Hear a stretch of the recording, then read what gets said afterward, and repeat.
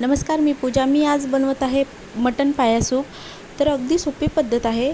तर इथे घेतलेले आहेत मी 4 मटण पाय, जे स्वच्छ धुवून आणि तिथूनच भाजून आणलेले आहेत, जे मी स्वच्छ धुवून घेतलेले आहेत. आणि इथे मी सांगते साहित्य: कांदा घेतलेला आहे, एक हळद घेतलेली आहे, खडा मसाला आणि चवीनुसार मीठ घेतलेलं आहे. तुम्ही खडा मसाला स्किप पण करू शकता. मी खडा मसाला याच्यासाठी घेतलेला आहे की त्याच्यामध्ये जे फ्लेवर उतरतं ते चव छान लागते म्हणून घेतलेली आहे.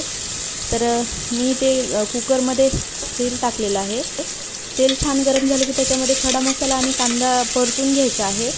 तर जर तुम्हाला सांधेदुखी किंवा हड्डी ताप असेल तर हे पाया सूप पिऊ शकता, एकदम फायदेशीर ठरतं.